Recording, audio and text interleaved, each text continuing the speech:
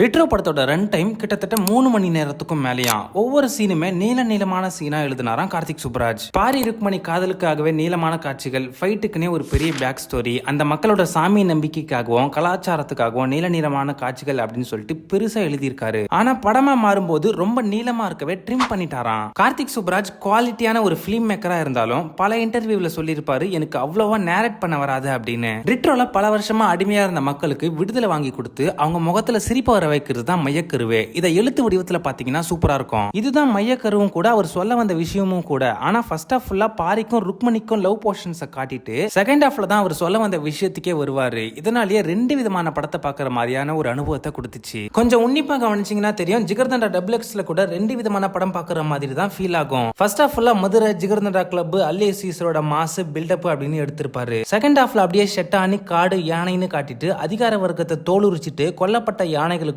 அழிக்கப்பட்ட காடுகளுக்கும் இப்படம் சமர்ப்பணம் அப்படின்னு முடிச்சிருப்பாரு. 2 படமும் ஃபர்ஸ்ட் ஹாஃப் வேற மாதிரியும் செகண்ட் ஹாஃப் வேற மாதிரியும் தான் இருக்கும். ஆனா டபுள் எக்ஸ் ஓகே ஆகிடுச்சு, ரிட்ரோ ஓகே ஆகிடுச்சு. கார்த்திக் சுப்ராஜோட ரைட்டிங்ஸ் எப்பவுமே தரமான ஒண்ணு. ஆனா ஸ்கிரீன் பிளே அமைக்கிறதுல தான் சமீப வருடங்கள்ல பெரிய தாக்கத்தை ஏற்படுத்தல. அதுலயும் போக்கஸ் பண்ணா பெரிய ஹிட்ட கொடுப்பாரு.